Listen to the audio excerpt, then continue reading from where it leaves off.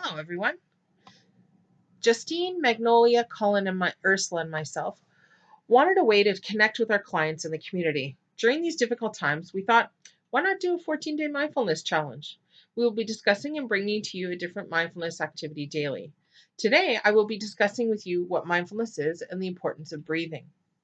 So, what is mindfulness, you might ask? Well, mindfulness means paying attention in a particular way on purpose in the present moment, non judgmentally.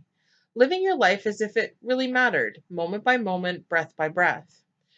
John Kabat-Zinn says that this kind of awareness nurtures our greater experience, clarity and acceptance of the present moment reality. Wakes us up to the fact that our lives unfold only in moments. If we are not fully present for many of these moments, we may not only miss what is most valuable in our lives, but also fail to realize the richness and the depth of our possibilities for growth and transformation. So, what is mindfulness about? Well, it's about being interested in what is in the present, but it could be pleasant or unpleasant, desired or unwanted, and that's okay. It's about being compassionate with ourselves. It's about observing rather than analyzing, striving, or problem solving. It's about being self observant, inquiring about what's going on with ourselves and being mindful of our actions.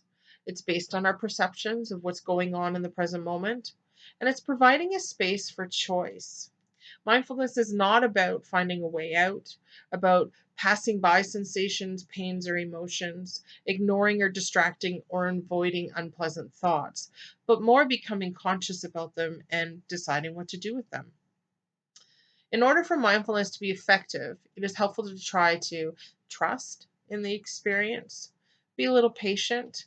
It's about letting things be and just being aware of what's going on. Not that you have to do anything with it, but just be aware of it. It's non striving, so you're not looking for anything to do with it. You just want to be aware of it. It's about acceptance. It's about not judging ourselves. It's about just recognizing what we're experiencing.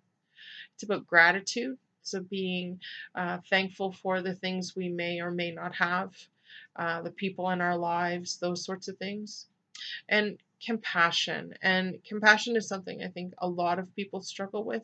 I can be very compassionate for others, and many of times struggle with being compassionate for myself.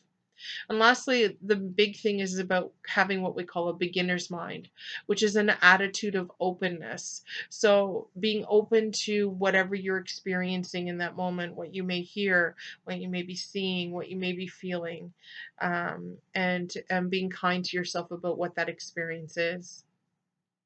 So my journey with mindfulness is an interesting one because I've been practicing in mental health for about 18 years now. And mindfulness is something I've always struggled with. And then a few years ago, the team decided to become trained in mindfulness.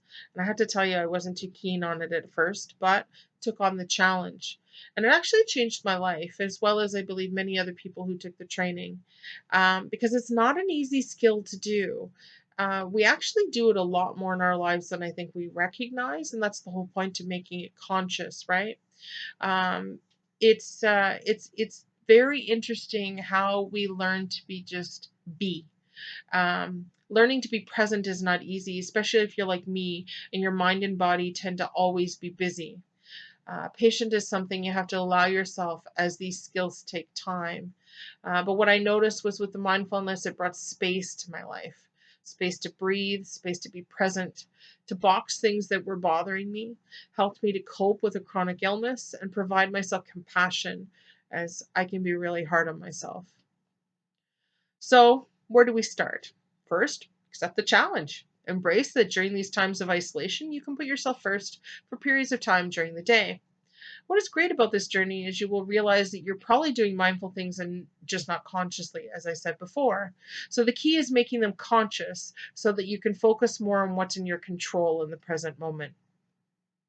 So breathing uh, does more than just keep us alive, believe it or not. There's physical and emotional benefits to breath meditation. Reduces stress levels in your body, lowers your heart rate, lowers your blood pressure, can reduce depression and anxiety symptoms, can help better manage chronic pain and better regulate your body's reaction to stress and fatigue.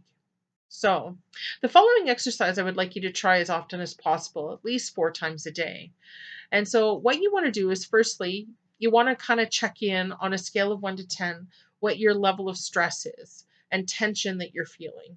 1 being little to none, and 10 being the most you've ever experienced. Now, this is subjective to individuals. So, if you're doing this with someone else, don't compare their number to yours because everybody's experience of where they would put themselves on a scale will be different.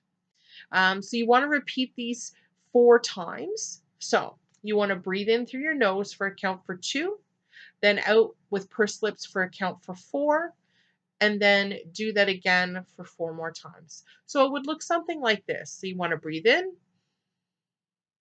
1, 2, breathe out pursed lips,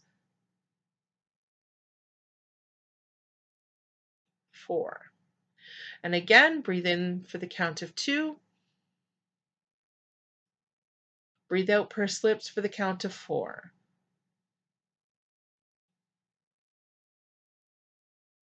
Breathe in for 2, breathe out for 4. Breathe in for 2, breathe out for 4.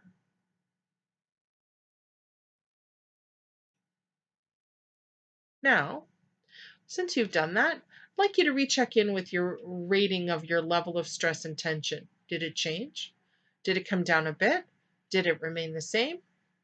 When you do these activities, keep in mind that feeling some tingling sensations or a little bit of lightheadedness is normal. There should never be pain when you experience these activities. But the sensations you're feeling of tingling and dizziness is actually meaning that you're returning oxygen back to your brain.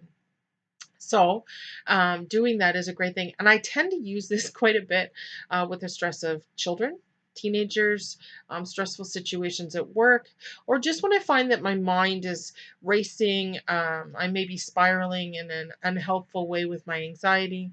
And so, by doing that, it helps me to kind of ground myself and bring my focus back to the present moment. So, please practice your mindful breathing, and we will introduce you to day 2 of mindfulness tomorrow. And as Laz Tao says, if you're depressed, you're living in the past, anxious in the future, and when we are at peace, we are in the present. Thanks for tuning in, and we'll talk to you tomorrow.